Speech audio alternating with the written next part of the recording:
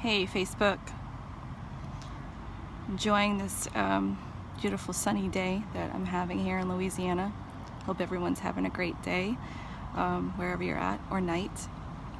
But the sun is finally out and shining. It's been really cold and icky for the last few days. So I just figured I'd get out and enjoy some sun and walk the track for a little while here at the park.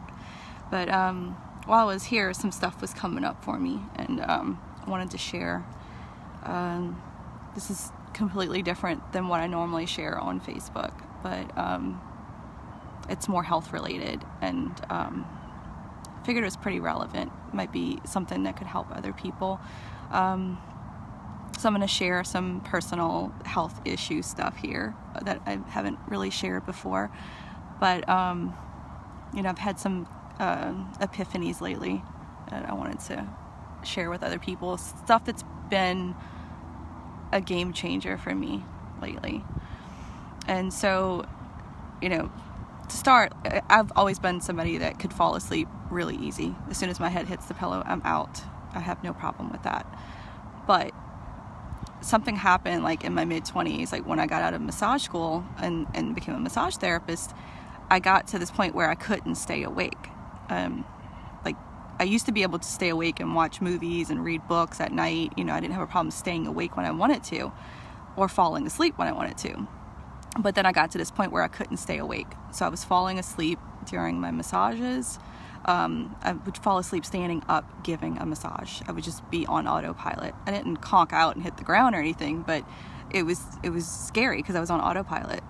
And then I would do this when I was driving. I would fall asleep at a red light and go into a dream. I would just be sitting there dreaming, and somebody behind me would blow their horn. I'd be on the phone with friends in the middle of a conversation and just conk out. And it got scary because I started thinking, do I have narcolepsy? What is going on? This is not normal for me. And so the first doctor that I went to years ago, they started out with all these tests. They put me through sleep study to see if I had narcolepsy.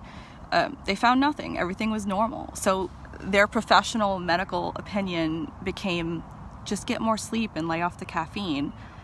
And I tried explaining to them, the only reason I started ever, becoming a caffeine addict was because of this sleep issue. Before that, I never really, cared for caffeine. It wasn't something, I wasn't a soda drinker. It just wasn't my thing.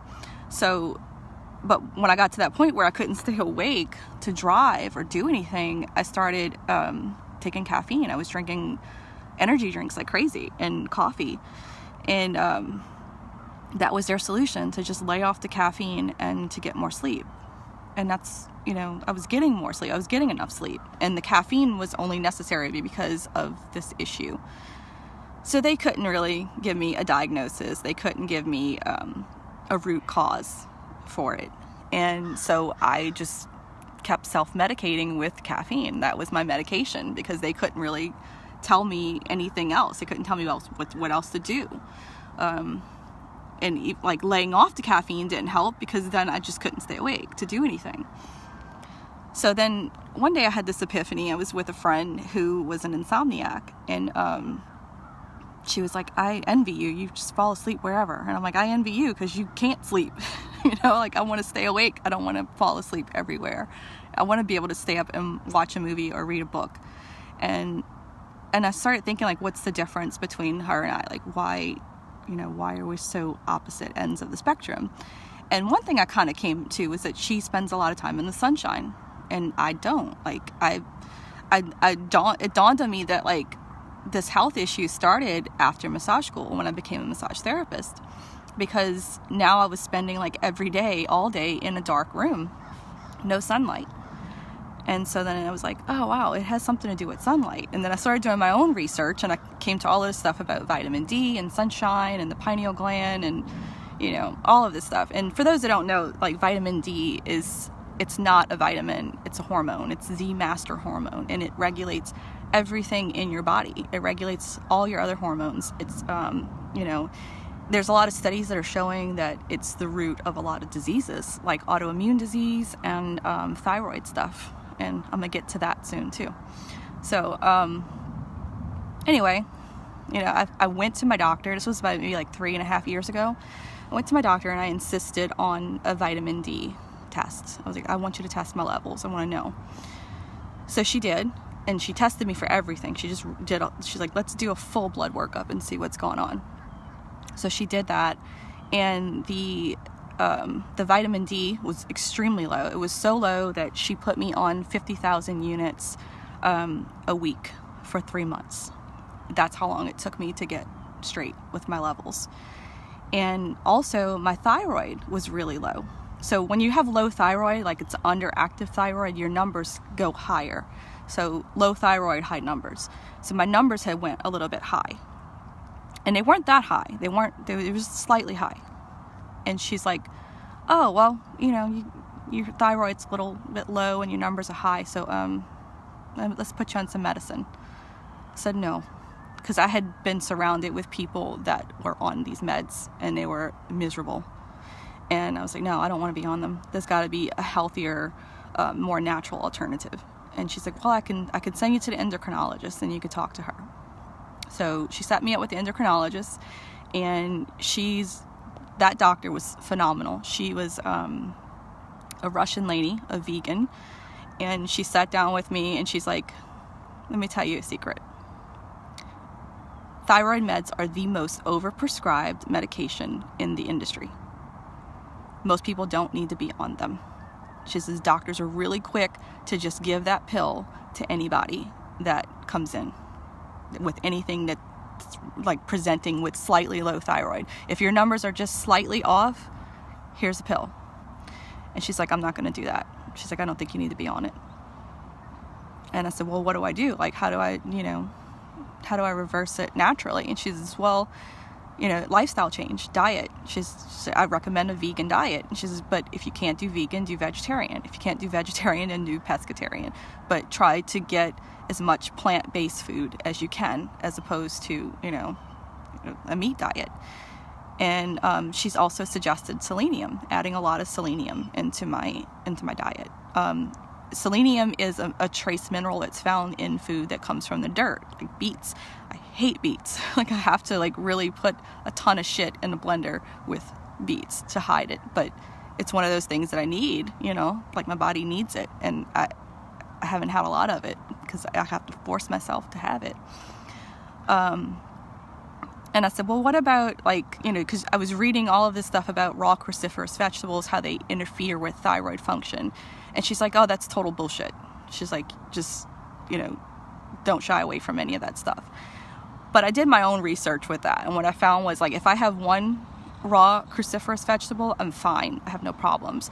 If I have several together, like in a salad or something, like kale, spinach, cauliflower, cabbage, if I throw it all in there, I get really sick and I have thyroid pain. So that's something like each person would have to kind of regulate on their own and test out your own body with that, because I don't think it's total bullshit, but I don't think it's like you have to avoid all cruciferous vegetables either. It's just you have to put your body to the test and see what feels right for you. But anyway, so she's like, in 6 months, come back, we'll test your numbers again, and we'll do an ultrasound on your thyroid. So in that 6 months, so during that time period, I went vegan for 2 months, and I was doing really well with it. But I think what screwed me up was that I went raw vegan towards the end. I was watching these fully raw Christina videos and looking at all her recipes. I'm like, oh, that looks so good. And I started trying, and I'm like, that shit does not taste good. I can't live like this. So that kind of blew it for me, but I was still eating healthy because I was never much of a meat eater anyway. I was more, seafood. I've always been borderline anemic because of that. But I went back to the seafood stuff, and some poultry. But I was still eating really healthy. So in 6 months, I went back for another round of tests, and I had the full thyroid panel done, and I had the vitamin D tested again. My vitamin D levels were normal, and my thyroid numbers had went back down. So I saw this correlation, my numbers, how they correlated with the vitamin D and the thyroid. But I really didn't think too much of it. I didn't put too much into it at that point. I just thought, wow, so there is something to, changing the lifestyle and the selenium and doing things differently. She did the ultrasound on the thyroid, and it was an ultrasound tech, and it was another doctor, a younger doctor in the room that was there. My doctor came in later, and so the ultrasound tech said, "Oh yeah, it looks a little Hashimoto's," and the other doctor says, "Oh yeah, you need to be on meds for that." And I said, "Well, no, my doctor said I don't really need to be on them. I'm just gonna, do selenium and do lifestyle change." And she's like, "That alone's not gonna work. You need the meds." And at that point, my doctor walks in, and she looks at the screen, and she's like, "Oh yeah, it's slightly Hashi's, no big deal. We're not worried about that right now." I said, "So I don't have to be on meds?" She says, "You may never have to be on meds. If you follow a healthy lifestyle and you stay with the selenium and you do everything you're supposed to do, you may never have to be on meds." And the other doctor's jaw dropped. Like, what the fuck is she telling her? Like, it went against everything that traditional medicine teaches them. They're not taught to treat with food and minerals. And coincidentally, that doctor wasn't there very long. Like, she I called a few months later for an appointment, and she was gone, and they wouldn't tell me what happened to her. And I was like, wow. I think that doctors like that, they either get pushed out because they're ostracized for having, a different mindset, or they just leave because they get disgusted and fed up with it. But anyway, so I kind of fell off the wagon with it. Like, I figured, okay, my numbers were good, but my vitamin D, my numbers were good. So I went back to just taking a multivitamin. And then on occasion, like if I felt that extreme fatigue, like where I was falling asleep at the wheel or something, I would start taking extra D. So I had the liquid D, the drops. So like 5 drops is 2,000 IUs. So I would just do an extra 2,000 a day. And I thought, well, that's enough. I'm doing that and my multivitamin. It wasn't enough. For somebody like me that's rarely ever in the sunlight and I'm always in a dark room, it wasn't enough. So I went like a month ago to get all my blood work done again, and my vitamin D was extremely low. Like, I'm able to see my test results online before I go in for the actual doctor appointment. So I'm looking at the results, and the vitamin D is incredibly low again. And also my thyroid numbers went up. And I was like, wow. So I was able to go back and look at all my numbers from the previous years and compare them and say, these three visits and these 3 sets of blood work, it's glaringly obvious that the thyroid function is connected to the vitamin D levels. So when I went in to talk to the doctor, this man didn't even acknowledge the vitamin D. He leads with, "Oh yeah, your thyroid's low, and your numbers are high, so yeah, we're gonna have to put you on some meds." I said, "No, I don't want to be on the meds." I said, "My endocrinologist said I don't have to be on the meds. I can, manage it on my own." And before I could even get the words out, he smugly looks at me and he says, "Oh, with selenium." And I'm like, yeah, and lifestyle change, and I know that I got to get my vitamin D levels back up because those are really low. And I went in to try to explain to him what I had seen with my levels comparison, like with how when the vitamin D is low, so is the thyroid. And he cut me off, and he was like, "Okay, well, yeah, if the thyroid was a lot higher, then yeah, I would insist on medication. But since it's not that bad, well, we'll just hold off for a little while." And I'm sitting there looking at him like he's a fucking asshole. And I'm like, you don't even realize what you just said, dude. Like, you're basically saying, if the thyroid numbers were really, really high, the medicine would be necessary. But because it's not that high, it's really not necessary. But I was going to give it to you anyway. But since you refused, I guess we'll wait. He just totally, completely proved what the previous endocrinologist had said, that these doctors are so quick to prescribe medication for thyroid. Just like my first doctor. My thyroid wasn't even that high. It was just slightly high. And she was ready to put me on meds. And it was like, at that point, I was like,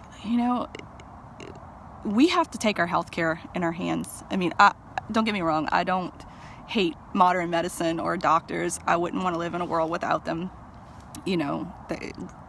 Modern medicine is amazing, but we're living in a society where medicine is more about profit than cures. And when you think about the fact that most Americans don't get vitamin D. We're all shut up inside on our phones and our computers and our television and our video games. We don't get a lot of sunlight.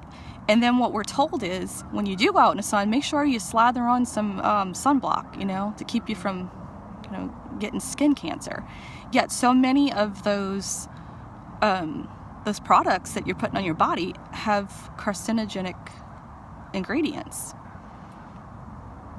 But the sun is the problem, right? Like, that's what we got to worry about. 30 minutes of sunshine gives you like 10,000 IUs of vitamin D. Just 30 minutes. So the chances of you getting skin cancer from being out in the sun for 30 minutes is minimal. And honestly, like, when you put that stuff on you, you're blocking the sun, so you can't absorb the vitamin D. And I could put my tinfoil hat on here and go really conspiracy theory on this, but I'll save that for another rant. But yeah, I would definitely look into vitamin D and the effects on the pineal gland and the health system in general, because, is it a coincidence that, here I am with Hashimoto's, which is an autoimmune thing, and vitamin D deficiency is one of the underlying factors of autoimmune and thyroid. So it's all connected. Yet no doctor has sat down and told me, yeah, it's your vitamin D levels. Like, they won't admit that. They won't even acknowledge anything food related, vitamin related, mineral related.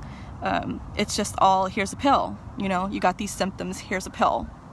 And it's such bullshit. Like, I just got to the point where I was like, look, I'm not going to be on these meds if I can help it. Like, it's going to be my absolute last resort. And for people that have thyroid issues, your two options are, you either take, the big pharma Synthroid or whatever it is, or you take the more natural medicine, which is pig thyroid. Neither one is a good option for me. I mean, and consider this. I mean, Americans, society in general, but definitely more in America, we're slaughtering millions of pigs a year for bacon, yet now we're going to start slaughtering even more for thyroid, because we need their thyroid to help regulate our thyroid. I mean, how fucked up is that? And when you consider the fact that these doctors are overly prescribing these meds to people that don't really need them or don't need to be on them right away, they're just increasing the problem and leading to more slaughter, So it's really important for us to each take our health into our hands and make changes on our own. I'm not saying don't listen to your doctor. I'm not a doctor. I'm not telling you don't take your meds. I'm not telling you any of that stuff. I'm just saying, like, look at alternatives. Look at naturopathic doctors, Eastern medicine doctors, herbs, vitamins, supplements, minerals, food. Look for natural ways to heal yourself first. And I feel like medicine, for me personally, should always be absolute last resort. Like, I won't take a pill for a headache unless it's like my head's about to explode, and nothing else has worked. I'm just one of those people, like, everything that I take, it has to be absolutely critically necessary for me to take, or I won't take it. But yeah, so this is why I've kind of come to this point where, the last 3 weeks I've been upping my vitamin D levels. I've been taking 6,000 IUs a day, in which some people are like, that's a lot, but it's really not for somebody like me that's deficient. And I think it took like about 2 weeks for my body to regulate. And just this past week, my mood has just shot through the roof. Like, I have such energy and my mood is like, it's so good. and I don't know, like, if you've heard of this, it's called SAD. It's called seasonal affective disorder. Like, a lot of people have that. I don't think I've ever had that, but, you know, in the winter, more people spend time indoors and they don't get a lot of sunshine. So they get affected by this. Well, I mean, vitamin D is kind of the answer, isn't it? So it all kind of came together for me. And, you know, what if vitamin D really is, you know, kind of the answer to a lot of mood disorders that people are experiencing? You know, there's a lack there. I don't know, just the theory. But yeah, I'm just kind of throwing it out there for anybody that, you know, that might, you know, be able to benefit from this, that might be experiencing any of this stuff, you know. Let's see, somebody wrote something. Oh yeah. Yeah, I mean, whenever you're diagnosed, like, a lot of times we don't really even, look into the alternative stuff until we get something, you know. Like, let's not wait till we get something and we have to, you know, like, some people wait until they get diabetes to make a lifestyle change, you know. Don't wait until you get diabetes. Don't wait until you have heart disease. Don't wait, you know, until you have this or that.